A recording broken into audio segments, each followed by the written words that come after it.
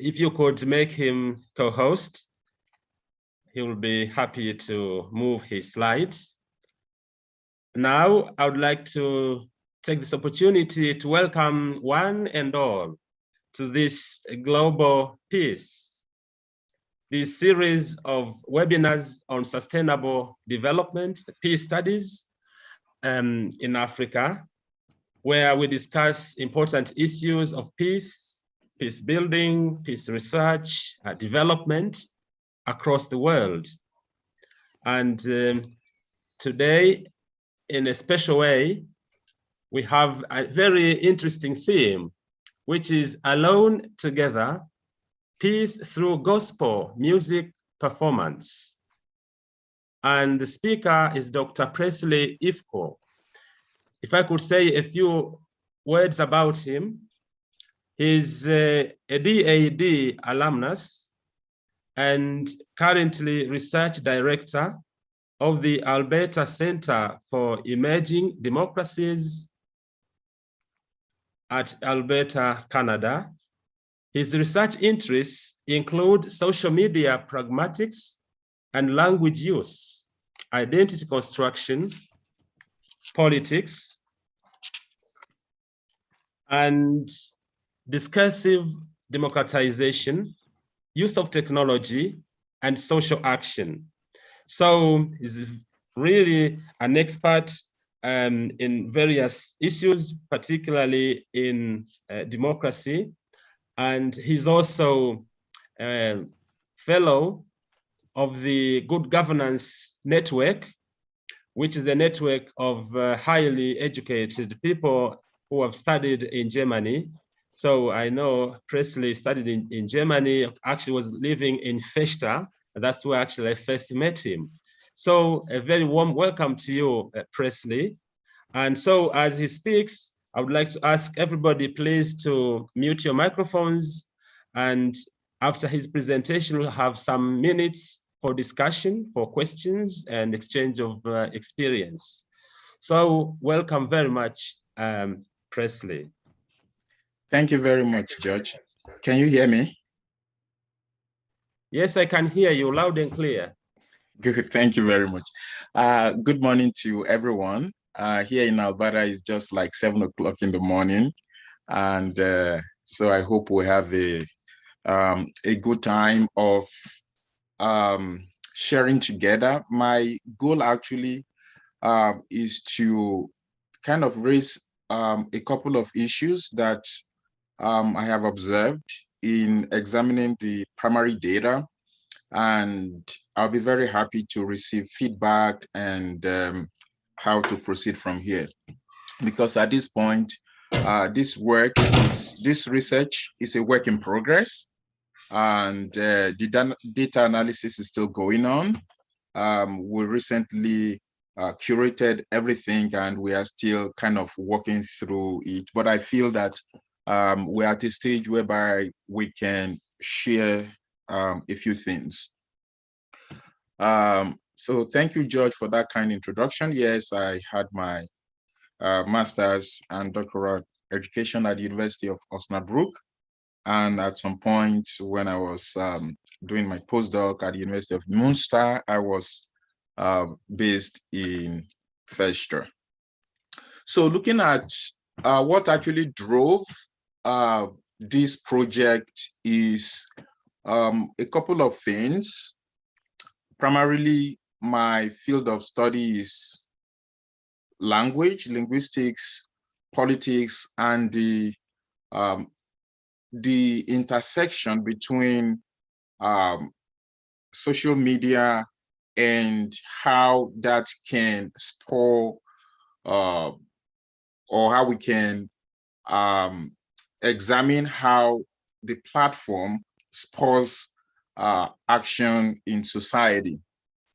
So the whole concept of Alone Together is a social media or a digital media construct in the sense of looking at modality that what can technology affords, especially in the pandemic era, because most of the data and the research itself was born during the pandemic era. So briefly, what I will try to kind of pass across there is the state of things in the realm of music and peace building research.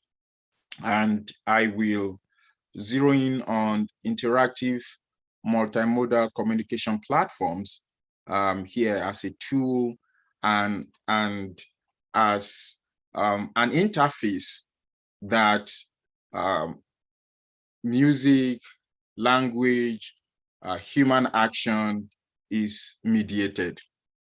And I'll try to talk also about how peace is co-constructed through music, and hopefully what the implications of gospel music will be for peace building. So Hintjens and Ubaldo in 2019, I found this quote of theirs very interesting because they introduced the field as by commenting that critical scholarship in the field of music and peace building is a broad, interdisciplinary church with insights coming from peace and conflict studies, cultural and media studies, feminist and other critical theories, ethnoanthropology, and cultural studies. So for me, the key thing is the interdisciplinary focus of how music and the peace studies research can be intertwined using different lenses, as they have highlighted, either from a cultural and media lens, from an ethnoanthropological lens, or purely from the peace and conflict studies lens. So this was, and they go on to say a couple of things about how the primary construct of music itself, which is lyrics and sounds, can be contextualized to really project this.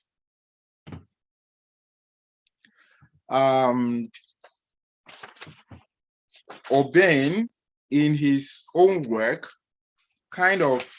he talks about how a synthesis of Johann Galtung and Ike's peace theories can reveal a few things to us in the sense of giving us areas of focus to zero in on in looking at issues related to the examination of lyrics, sounds, performance, and the place and the space.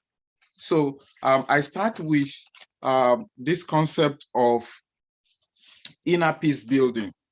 So, well, let me say that both Johann Galtung and Ike, the way Urbain looks at it is that he kind of fused the transcend method and Ike's philosophy of peace.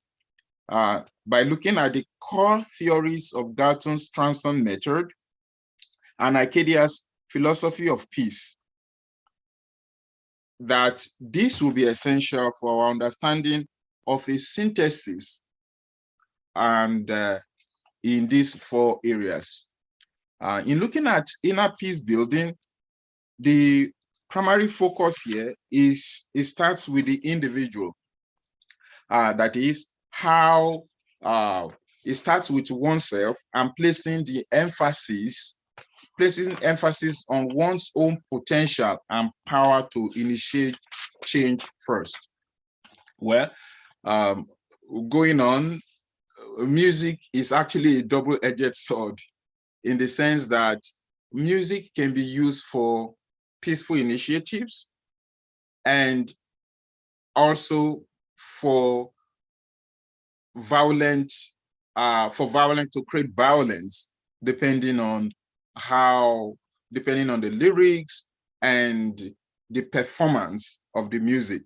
So, but his own emphasis here is that in analyzing musical genres, that peace studies offers us a kind of some theoretical construct with which to go ahead and look at the place of the individual and how the individual can impact the congregation, the collective, because music essentially is produced by an individual, and with the goal and intent of reaching out to others. So this is, I find this really kind of illuminating. Says, inner peace building based on Icadia's concept of inner transformation and Galtung's conflict components. It means starting with oneself and placing the emphasis on one's own potential and power to initiate change. To find solutions towards peace, a good starting point is to enhance one's own courage, one's own wisdom, one's own compassion, how Icadia phrased it, and one's own capacity for non-violent behavior, one's own capacity for empathy, and one's own capacity for creativity. The second concept, communicative creativity. By communicative creativity refers to the capacity to hold dialogues and interactions in order to bring out the best in oneself and others, which Icadia calls the purpose of dialogue. So this means having meaningful consultations, brainstorming, discussions, and connective experiences. The purpose of communicative creativity is to consistently tend towards solutions that transcend the contradictions inherent in conflicts, ideally reaching the point of transcendence, whereby all parties are satisfied.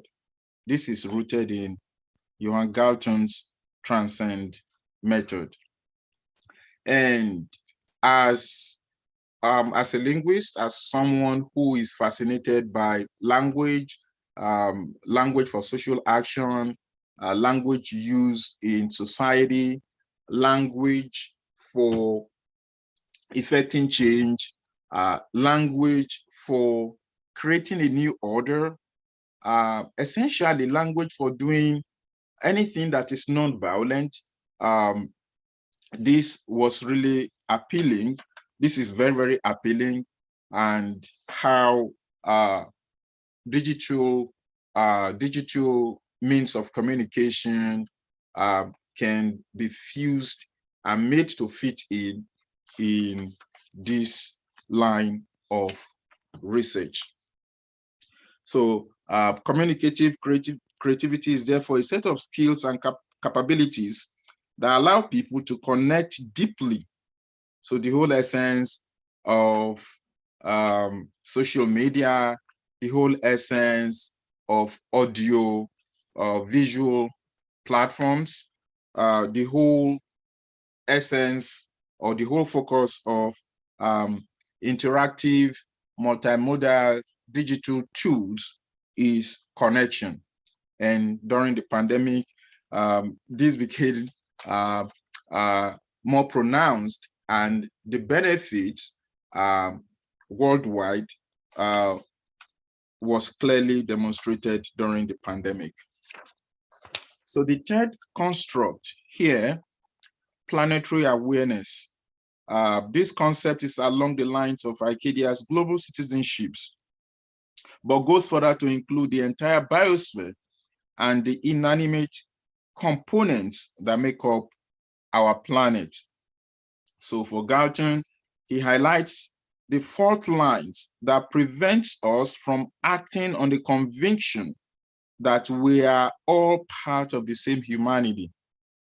We are all part of the same life. We are all part of the same planet. And planetary awareness, therefore, is a kind of consciousness, according to Galtung, that we need to transcend these fault lines. In various peace initiatives, wherever there is an attempt to forge resolution of conflict, how beautiful and how wonderful it will be if this kind of consciousness is ingrained in warring factions, that when all is said and done, we're all of the same planet.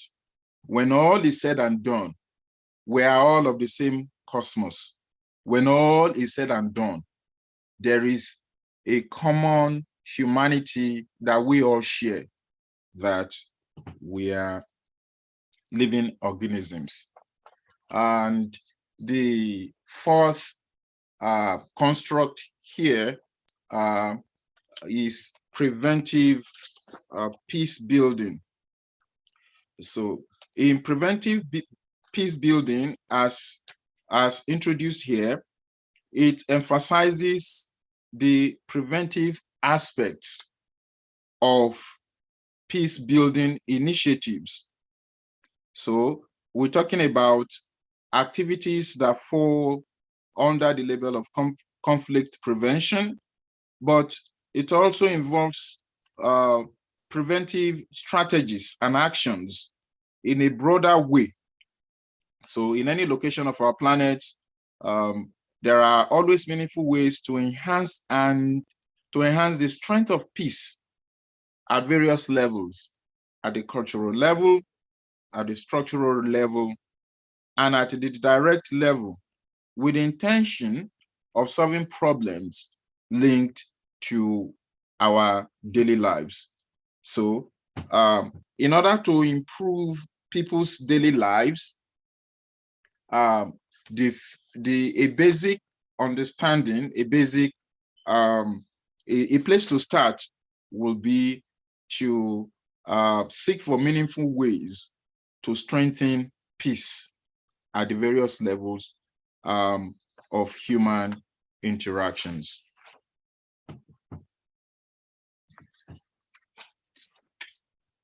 So from here, I now move on to what Howell, what she introduced as music-based peace building, especially relational peace.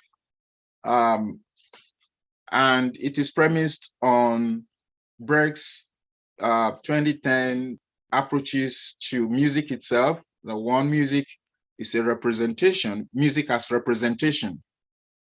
It could be a cultural representation. It could be representation of thoughts. It could be representation of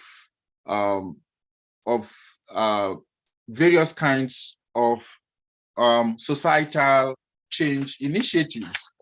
And the second layer here is music as a joint activity.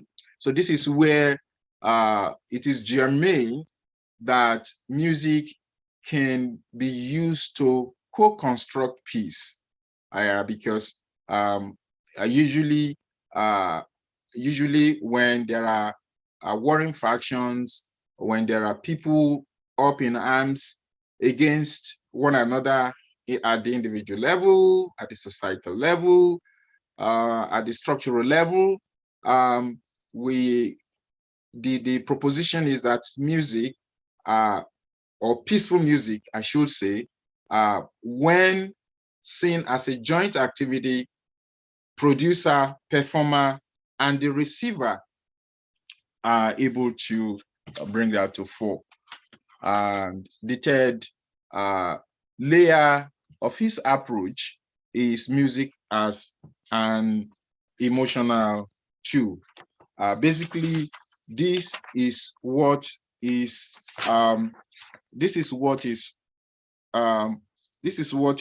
conveyed when music is produced. When musical activities are instigated with the intention of building peace, organizers often build support and legitimacy of their project by evoking widely accepted tropes that associate music with pro-social outcomes and universal meaning.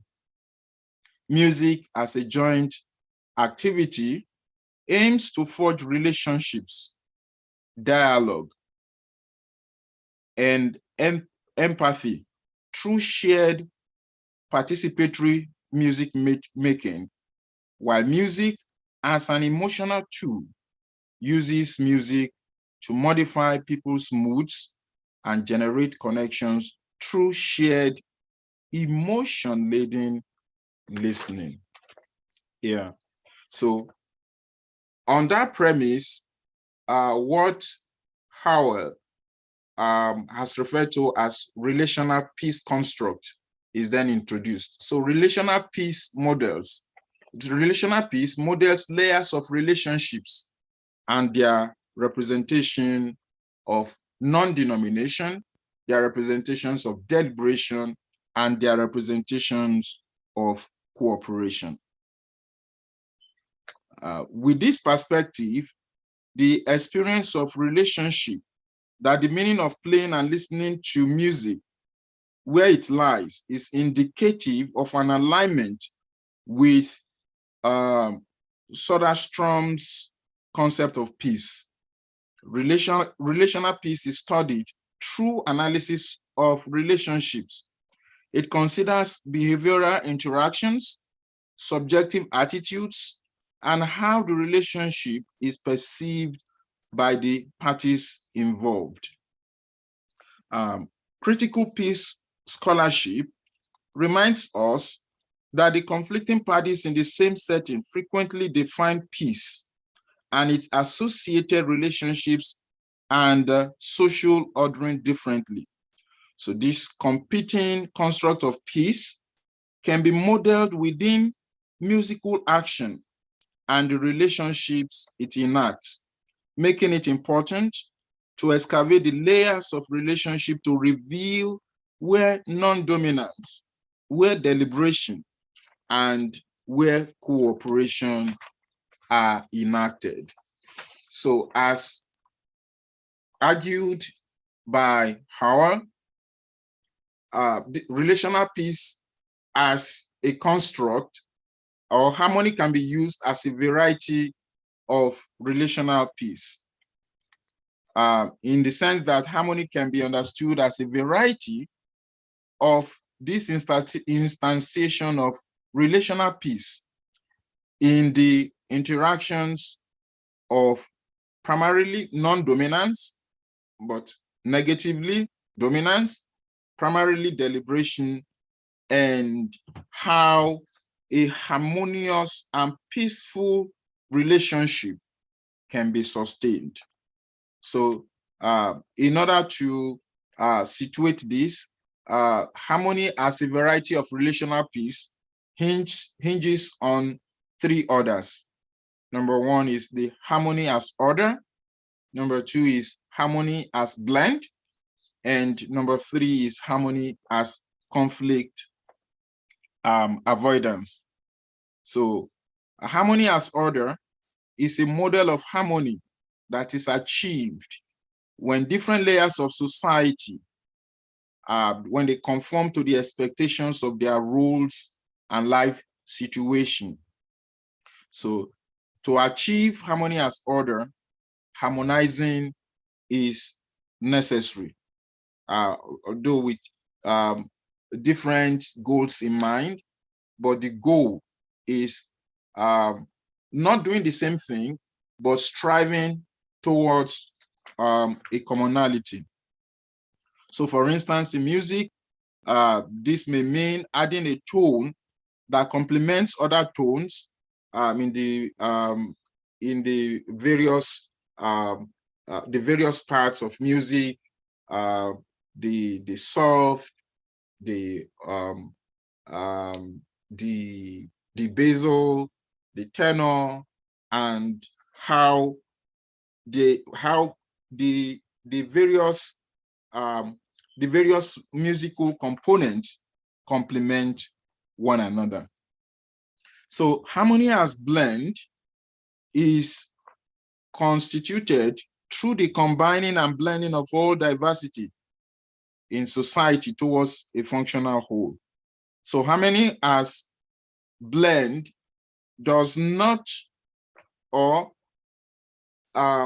premises that diversity, or that an operation, or that the whole, that an activity is goes on with the underlying premise of diversity, but functionality in diversity. So for harmony as blend to produce peaceful relations, the goal is that a balance must be negotiated between diversity and homogeneity and the social value bestowed upon one at the extent of the other. The third construct here, harmony as conflict avoidance, frames diversity and difference as potential sources of conflict and something to be managed. So diversity, in other words, we're talking about diversity management. And this can make agreement a moral obligation, privileging community unity and surface consensus over dealing with the conflict of dissent and legitimate claims for justice.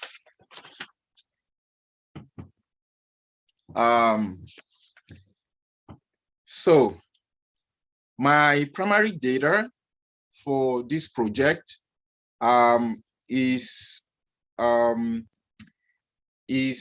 from a Christian ministry in Nigeria, and the Christian ministry has been like 50 years in as an organization, or about 50 years, actually 49 years right now in Nigeria, and it has operation in at least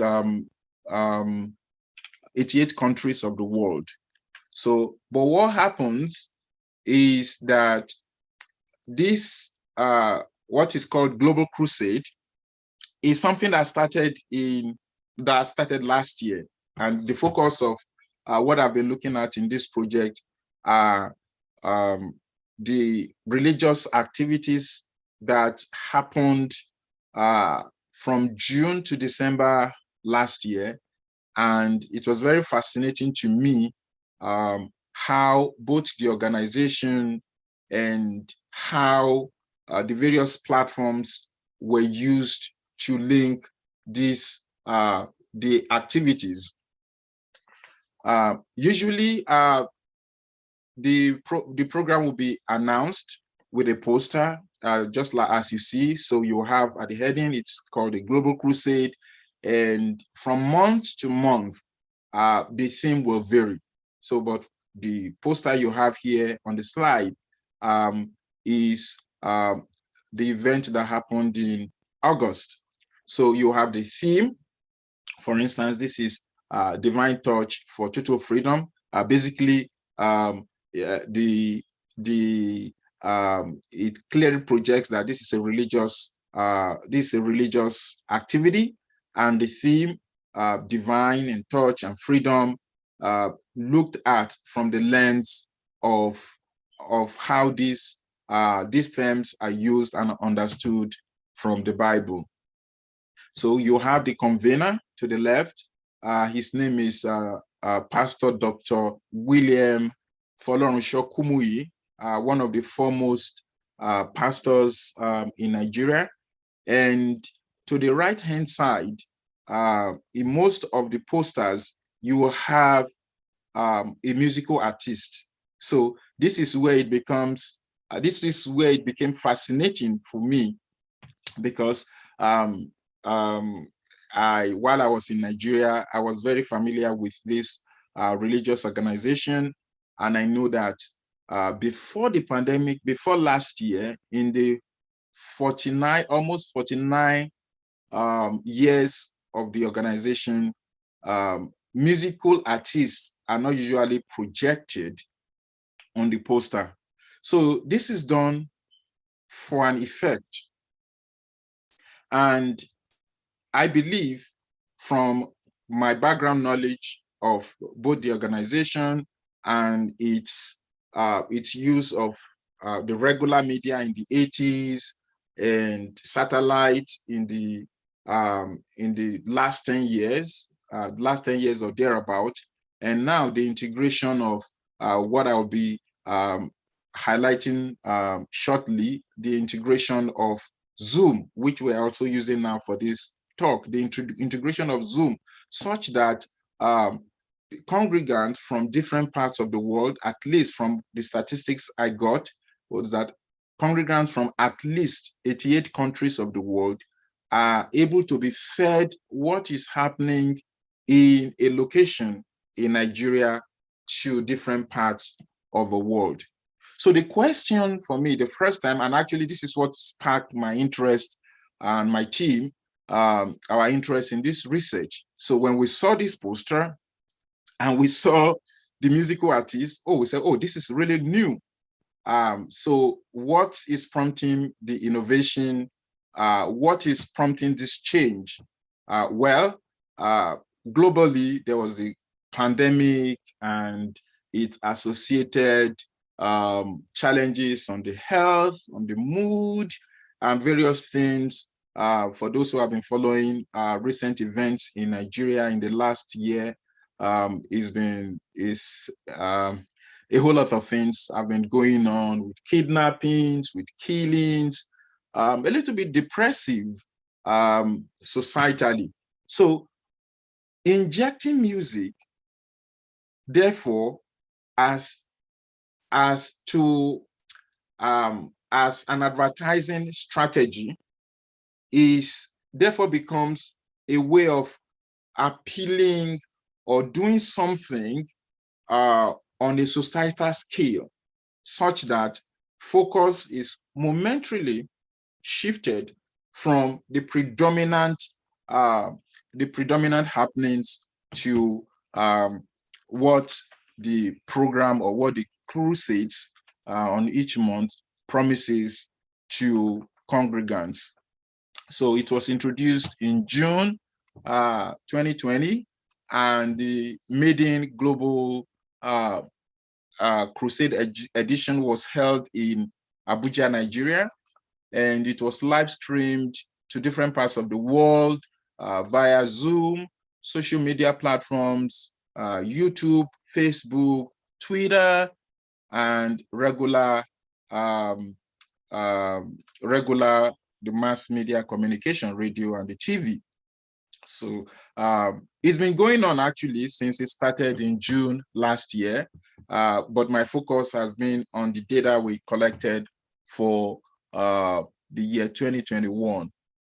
So it's been going on. We hold monthly, usually in the last week of the month, and ranging from 5 to 6 days, depending on what time of the month it is held. And in total, there were 7 of them. So for my data, basically, I cued the data from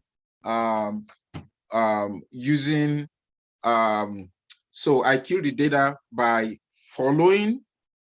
participating via Zoom and looking at the various instantiations of where music took place in the program, either congregationally where it happens, because anywhere the program is holding in Nigeria, for instance, if it is holding in Abuja, if it is holding in Lagos, if it is holding in Abuja, in Ibadan, if it is holding in Enugu, so any location that the pastor, the big pastor, Pastor W.F. Kumuyi, where he is ministering from, where he's preaching from, becomes what is called as the alpha location. So in the alpha location, you will have the various choral groups, and it was really, really interdenominational, such that you will have the primary choral groups from the church itself, from the Deeper Christian Life Ministry, and you will have like for the case of the August edition, you have an invited guest, and the musical artist will be someone who is well known, someone whose brand of music the organization believes can contribute to lifting both the spirit, the mood, and also contributing spiritually to the congregants.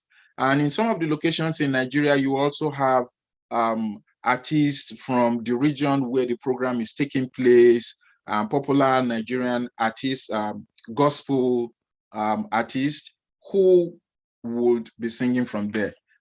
So at the end of each day's Zoom transmission, just as it is done here, the event will be available on YouTube.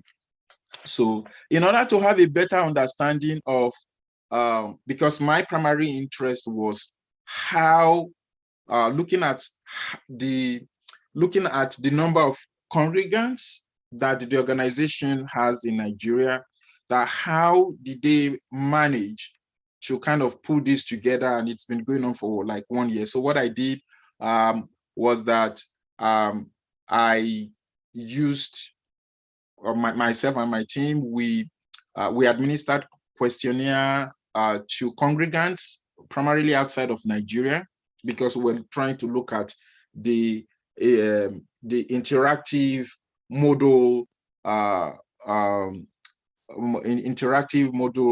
communication platforms. And I also did semi-structured interviews with the key players in the media team to have a better understanding of what was happening and how they were able to connect seamlessly with people from various parts of the world. So in the questionnaire administered, this was what the data generated for us, basically that focusing on those who are outside the African continent, you had people mostly from United Kingdom, United States, India, Germany, and a few other, Canada, and a few other European countries as the target audience, or as the connectors. Yeah, I had mentioned that I was really interested in understanding the whole framework, the whole communication framework of each Global Crusade event. So, and this was what I was able to piece from the literature. So essentially, from what is called the alpha location, you have the main event going on there, and via satellite, it is uploaded. It is uploaded for various receivers. So you have receivers. Receivers in Nigeria will have satellite, a satellite communication, a satellite satellite dish, whereby a group of people can come together, they will connect, and they will receive it. And this has been going on for the organization, using this means to transmit their programs since like 2005. But the big change happened in 2021. And what I was told was that Zoom was integrated into this framework, such that while it is happening at the primary location, someone like me in Canada, people in the US, people in essentially outside or even within Nigeria who have access to or who connect via Zoom are able to get the feed. So in talking about Alone Together, one, as a digital communication construct, and secondly, as an artistic expression, or as an artistic event. I was able to, from the data, myself and my team were able to look at how the interactivity that is enabled through this medium made it what we call pandemic blessing, in the sense that in spite of the various things that happened in the course of the pandemic, the various restrictions and all that, the organization, it was still able to hold a kind of massive global event whereby congregants from different parts of the world are still connected and are still being reached from the home source. And part of the affordances is the ability to live spot both national and diaspora congregants to kind of project this the co-construction of the, for instance, in the religious worship experience, that they are able to be spotted, projected, those in Nigeria from the primary location, from the alpha location, as well as congregants, actually congregants and performers from outside Nigeria live spotted through this medium. So, and as a linguist, the fascinating thing to me was the ability of various languages, at least 24 languages, being used simultaneously when the program was going on. And you have English. Well, Nigeria, English is the official language. English is the language of media. English is the language for the widest reach of people, and other European languages. So French, and French is becoming more widespread. Its use is becoming more widespread in Nigeria. So you have French, you have Portuguese, you have German, you have Italian, Spanish, Dutch, Finnish, Norwegian. Apparently, with the integration of these tools, that either the main singer or the main preacher or the main performer in the alpha location or in the spotlighted location speaks in whichever language of their choice. So language here was not really a barrier because of the interpretation that was going on. You have the African languages and the other languages. So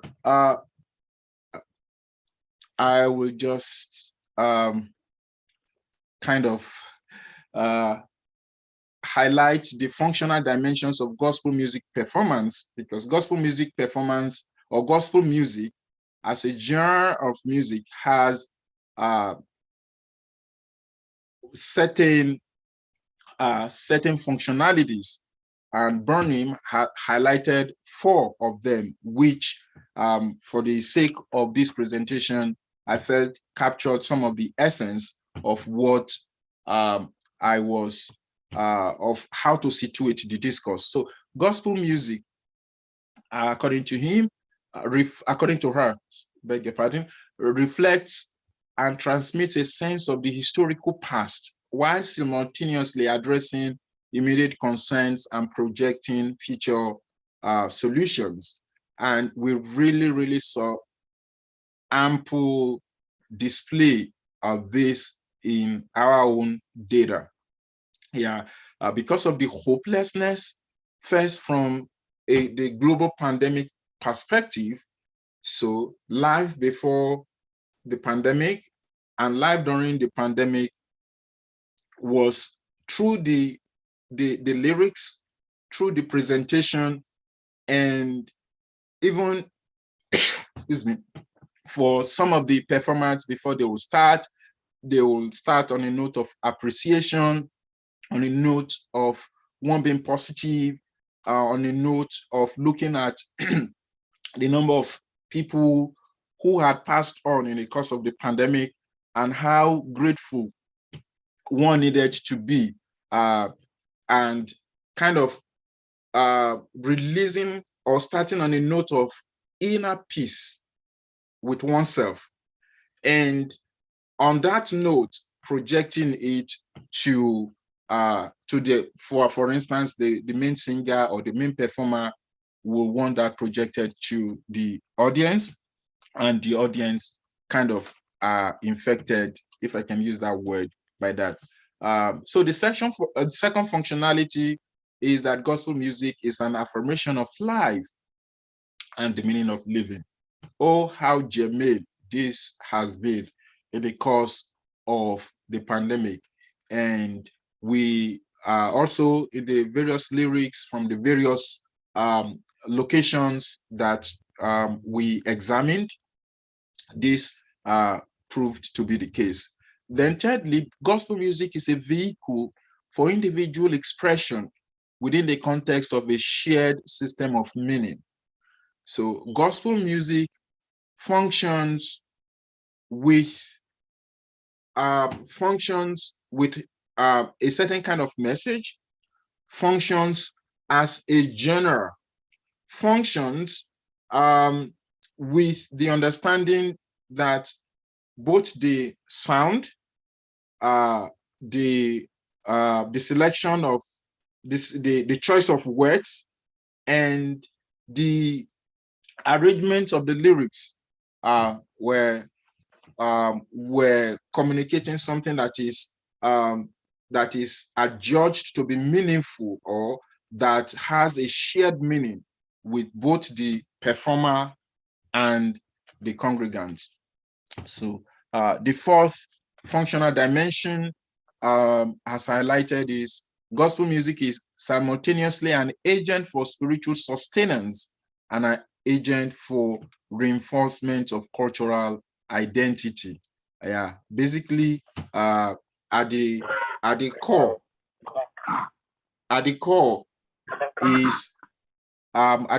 of this music is spiritual sustenance, and that is why either those who are the primary location or those who were connecting via or watching on TV, on radio, or connecting via Zoom, that was why that connection happens.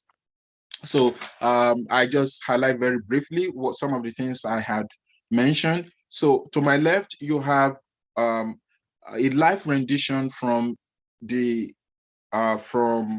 performance in Paris. And so what happens here is that they will perform in French.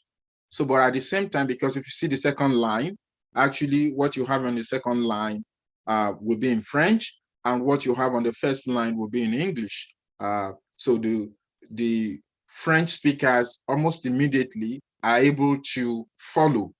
And with the closed captioning, with the transcription projected on the screen, English listeners who either are not familiar with the tool or are not familiar with the wordings itself are able to follow.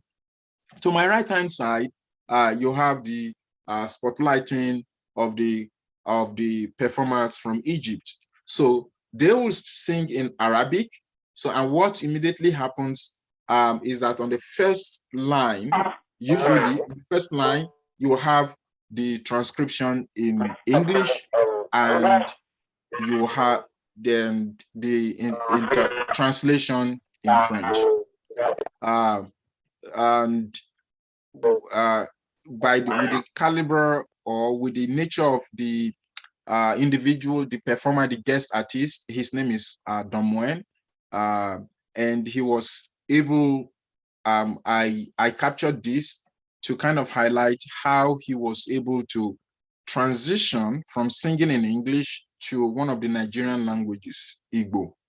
And he was able to do this with collaboration with a Nigerian popular singer. So he will sing, the other fellow will join him, and you have the congregation kind of following. And I think from what we have seen in the data, that this bringing him to sing and Nigerians hearing him singing in one of the indigenous languages had an inspiring, motivating, almost excuse me, almost mood lifting effect on the congregants. And so when he switches back to his regular English songs, you see the participation of the congregation along with him. And from what we see in the data captured from via Zoom from other locations, the same thing, the same effect it has on in the alpha location is what it has on participants connecting from everywhere. So for us at the stage at which we are, we believe that music as an activity can be used to co-construct peace at the level of language, and language for use to kind of to ensure a commonality, shared meaning, shared understanding. And from what we have actually seen, that language is integral to this. Then closely related to the language is the organization of the lyrics itself, the choice of words, the hope it projects, the healing that congregants or singers or performers believe that by expressing and singing, that it affords them. Basically, the performance, how the tone they set and what they project could is what actually sets the pace for it being peaceful. And from the body of the data we have collected so far for the 7 months, there is not a single instance of domination. You see non-domination.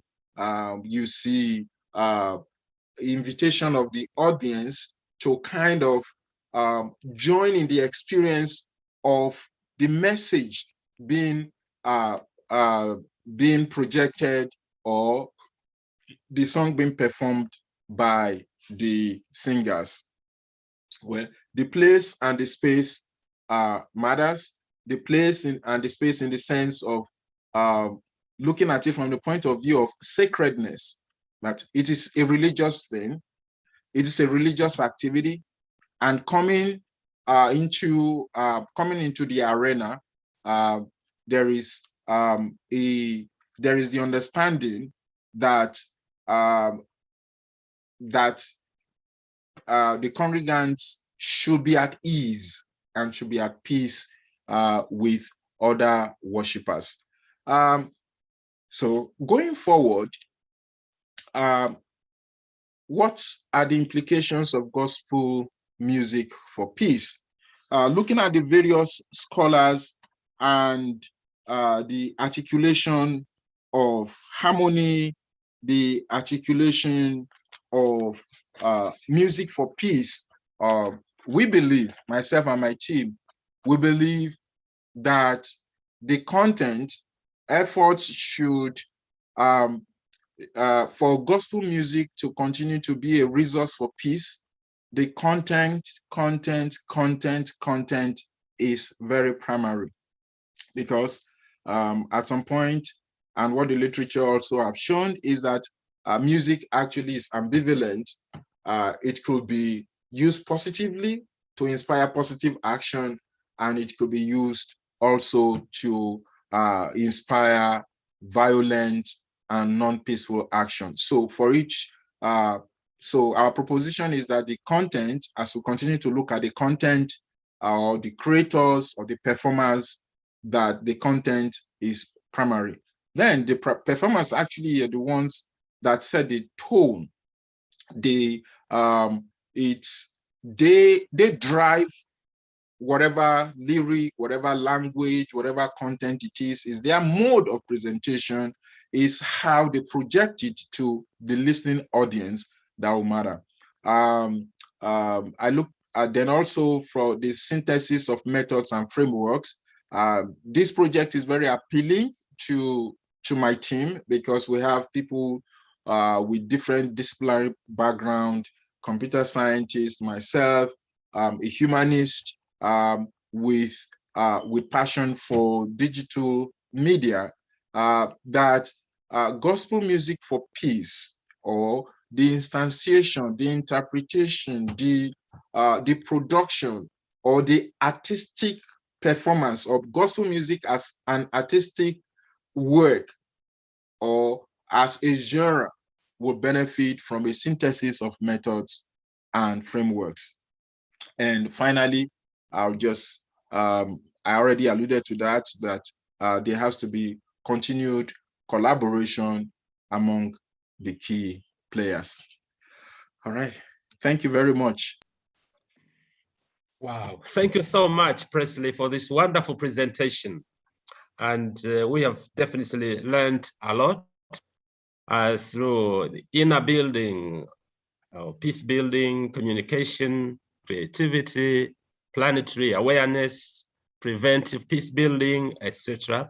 And now I'd like to ask members who are here present for questions or comments. Please, if you've got a question or comment to make, or you have got an, yes, I can see Father Bill. Do I see your hand? Right, yes, please. Oh, maybe. If you have got a question or comment, please raise your hand. Can you hear me? Yes, I can. Yes, okay, please, good, fine. Continue. Thank you, Dr. Parsley. A very innovative research. I appreciate it. I have an observation and then a question. The observation is an international one, if you will. I noticed the brochure spoke of the divine torch. Now, I don't remember, and of course I do forget, any place in scripture where torch is mentioned. But I do know that torch is a symbol of freedom here in the United States with the Statue of Liberty. Your brochure carried the word freedom as well as torch. And I wonder if that was an international expression. Again, it was only a small part of what you presented, but it was an interesting international, if you will, element that I saw. Let me go on to the question. Sometimes what we do has latent or hidden effects that we're not thinking about. I did notice that if I understood the chart properly, that most of your participants are Nigerian. And we know, sadly, as it is in my own country right now, there's been a number of mass killings that have taken place in Nigeria. That sometimes has been about oil rigs or in the streets or sadly children in schools. But a recent one that has come to our attention is churches.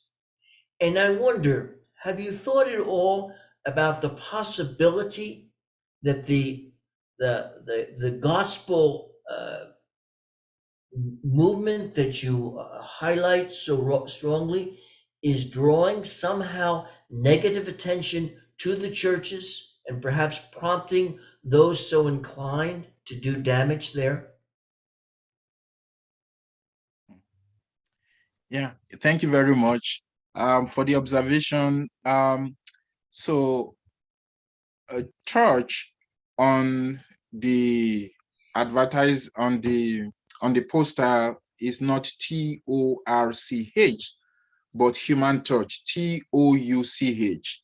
So, and in various places in the scriptures, in the New Testament, in the Gospels, essentially Jesus will touch people, either to heal them, will touch people to cause them to have a new experience. My understanding, both from the content of the poster, content of the music itself, and what the main pastor will go on to explicate in his sermons, is that he looks at it from that point of view.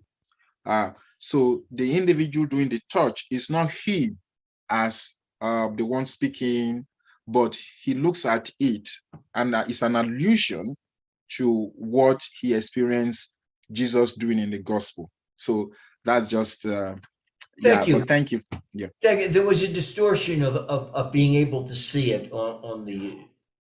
Oh, I'm sorry about that. I'm sorry No, about that. it's no problem. But please go on to the other question. Okay. Yeah. So to the other question, it's really hard for me to tell because number one, I am not currently in Nigeria. So I rely on what I interview, the questions I ask the team, and what I read in the media.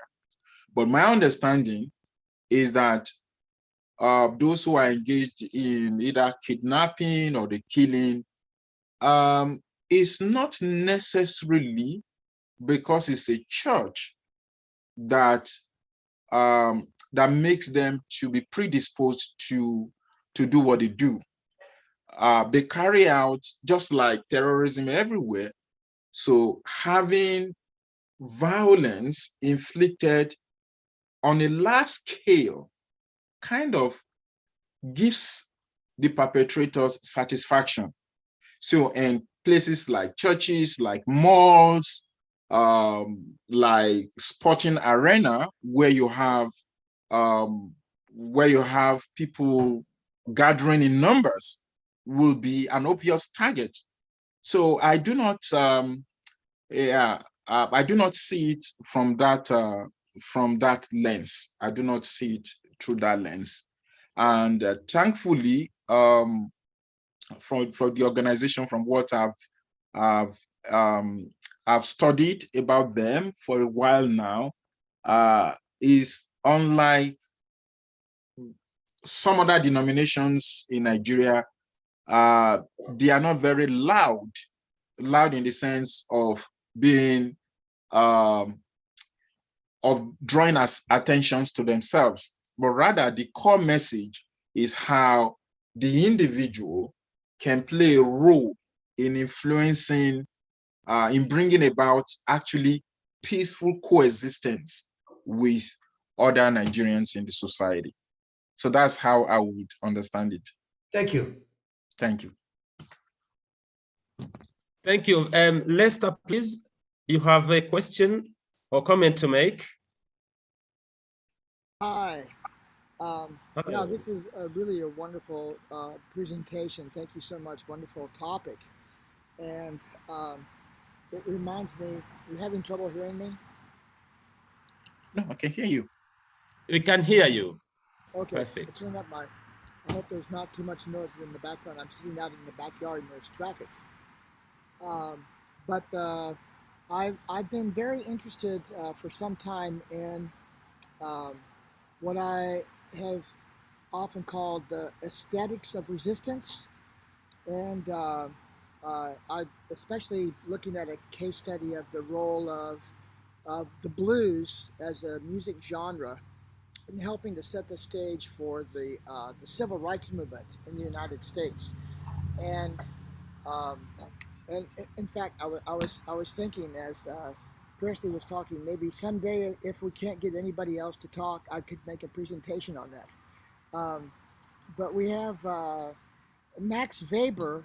I posted a little chart on the screen. Max Weber is one of the fathers of sociology. You may or may not know of him. He says there are 4 things that motivate action.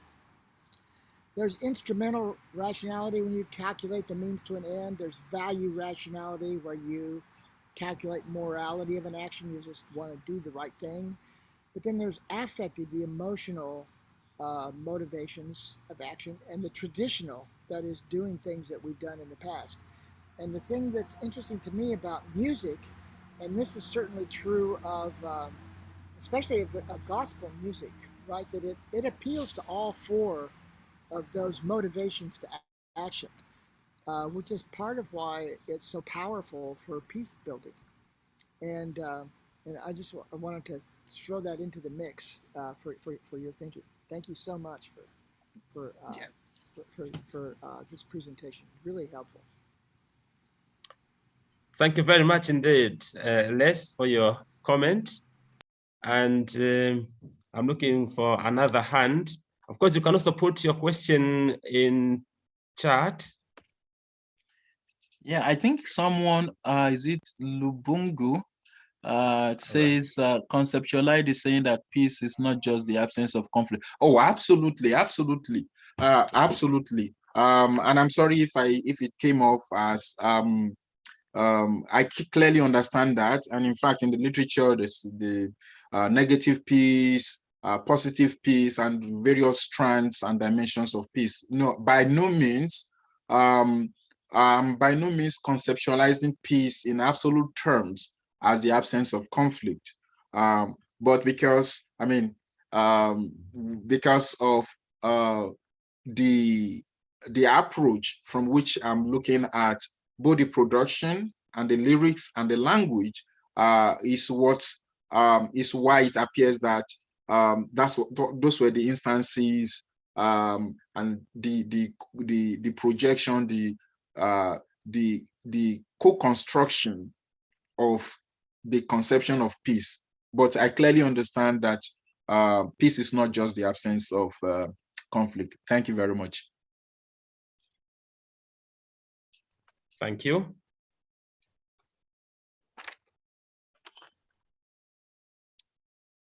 Well, somebody once said, okay, I'll go to Thomas. Thomas, please proceed.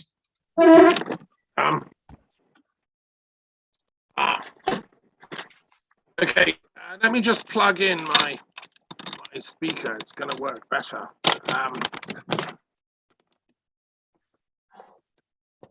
Can hear this all right. So thank you very much. That was a really interesting talk. I happen to know Alberta well. I lived in Canada for 4 years in Alberta. So greetings, hello. Hello. The thing that I didn't hear, and obviously you couldn't do everything, you covered so many issues, was the sort of theology of peace that lurks inside the gospel message.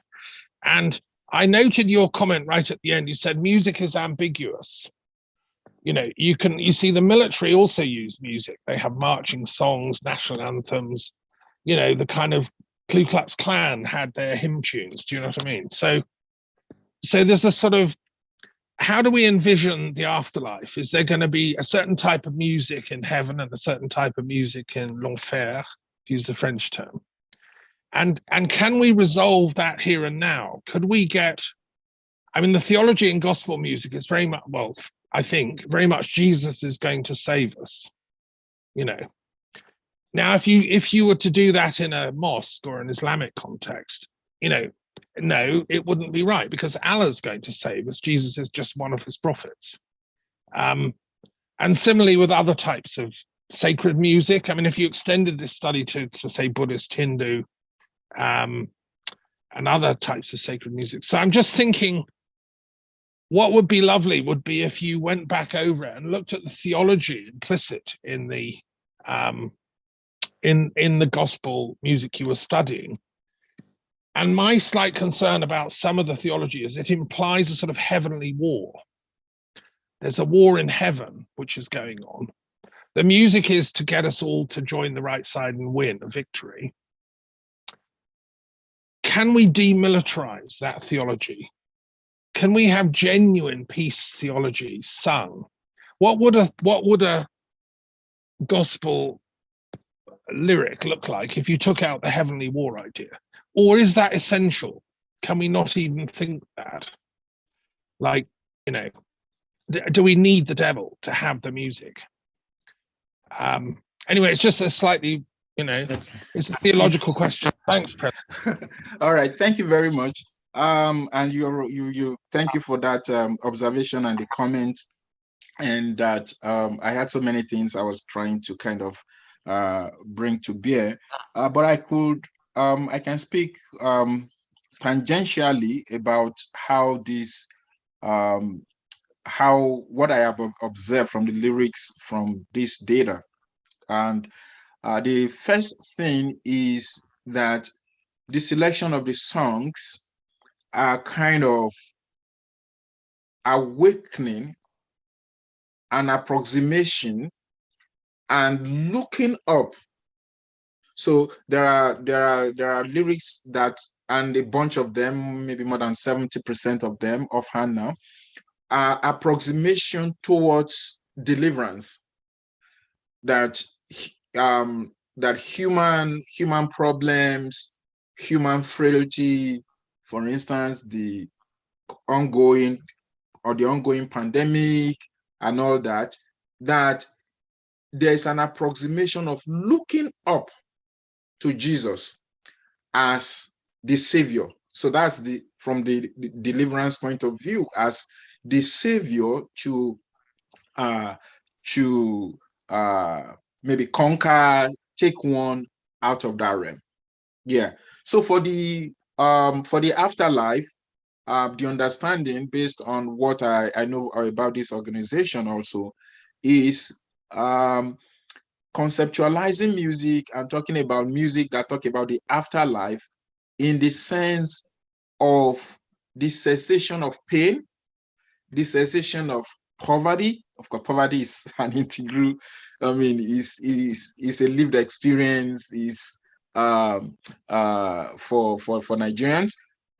So the coming to an end of all that, the depression, the inner anguish, and all that, from also true believing in Jesus and Jesus as the vehicle to take one there.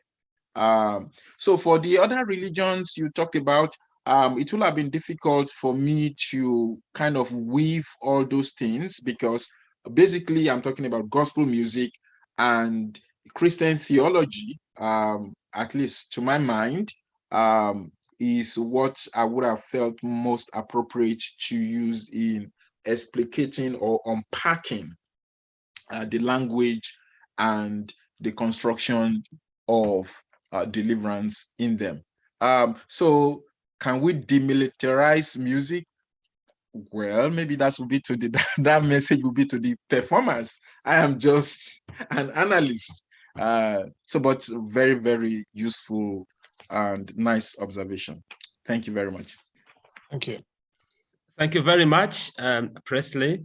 There are some questions. I can see one from Donna Pido. She's saying there are patterns of light and sound that promote entry into trance. Are there musical intervals or rhythms that promote peace? Would you like to comment on that, if you got it? Presley. Okay, thank you very much. Patterns of light and sound that promote entry into trance, musical intervals and rhythms that promote peace. Well, from what I have seen from the data is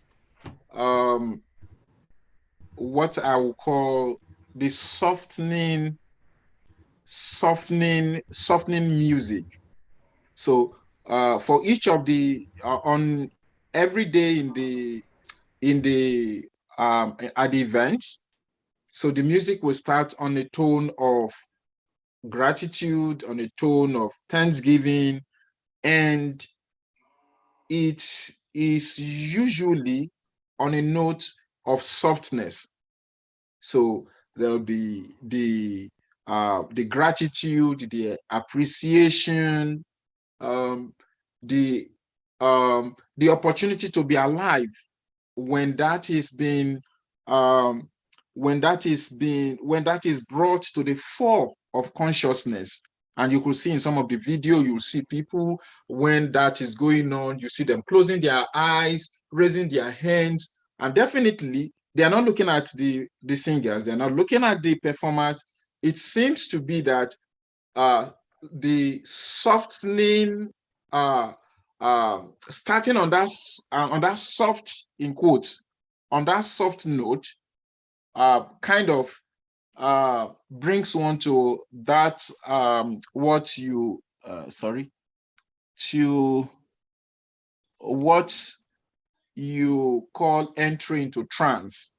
So that is the way I would look at it, but it's a question I would have to consider and examine going forward. Thank you for that.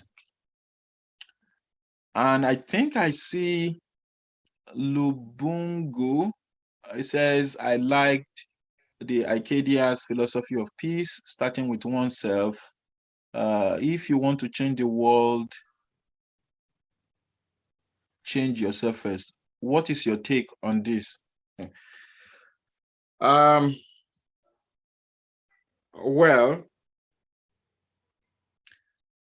my take on this as a researcher, or my take on this as people who perform. So to performers, to the performers or the writers of the songs, of the music and all that, I think the bulk of the music produced in these events actually tend, and that was why I like that quote from him, tend to and agree with his stance that for the world to change, that it has to begin with the individual. The conflicts, the violence, the various disturbances that has been experienced in the world, still been experienced only last week. Actually on Sunday, some senseless people went and carry out havoc on worshippers. So definitely, I do agree with that take of his, that if the individual is at peace with themselves, there will be nothing that will warrant them to aimlessly and viciously unleash terror on innocent worshippers. Yeah, so so on two levels: first to the performers, then as a researcher, I think there is a tacit agreement with his take. That's why I highlighted that so much. Thank you very much. You. Yes, gospel music expresses good news, which brings joy and hope. Don't you think this could be a source of mental laziness? Very good question. Very, very good question.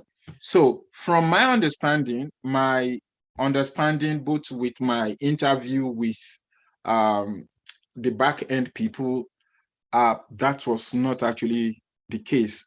In fact, when someone who saw one of the singers, so she private chatted me and said, oh, I didn't know this individual is a bank manager or a manager in one of the corporations in Nigeria. Oh, seeing her singing was kind of really, it was really, really surprising. And the caliber of those who perform the music from the various parts of the world, a few of them that I know a little bit about, I got to know about their occupation and what they do for a living. No, it, at least for this organization, from what the data, because I'm very, very specific to what I have seen in the data and the ethnography of the producers, that has not been the case. Can we connect with you, please, as we write and play the global piece? Oh, for sure, Ronald, for sure, please. Yeah, for sure. Thank you very much. Thank you. I don't seem to see another question or hand. We have 3 minutes left. Yes, Michiko Mae, please. Thank you for your presentation, which is very convincing. And of course, I believe in the harmonizing function of music, of course. But I have as far as we are listening music or making music, singing songs together, of course, everything is in harmony. But if there is a conflict, and do you have some experience if how the music can function to avoid conflict or violence in the conflictual situation, very difficult, problematical situation? Yeah, thank you very much. From the little I can say right here is that my understanding is the lyrics and how music is woven and phrased with the consciousness of the interconnectedness that we all share as humanity. If it is woven, for instance, if you have a lyrics that we are the world, we are the children, we are one, we breathe in the same air, no matter where you are, no matter your skin color, we all have blood flowing in us, that we share a common humanity. So I believe from my disciplinary lens, I would say it is a function of the composition. That's what you're trying to, your observation, that message would be to how the music is composed. The language of the music is what will speak to that. If a music is going to be violent, if a music is going to be peaceful, if a music is going to be collaborative, if a music is going to project non-dominance, it is the lyrics, from my understanding, but it's something I can think more about. Thank you very much indeed, Presley, for this fascinating presentation. I would like to take this opportunity to thank everybody for participating in this webinar today. And I would like just to end quoting somebody. Unfortunately, I can't remember who said this, but it seems to be interesting to me. And he or she said that music has 3 components: harmony, melody, and rhythm. Harmony is European, melody is Asian, rhythm is African. And together we make up music. We also make up the world. Thank you very much indeed. See you next Wednesday, where we'll be listening to Mohammed Samia Murtaza, and I welcome you again to join us. Thank you very much. Good evening, good morning, good afternoon, everyone. Bye-bye. Thank you. Bye. Bye. Thank you.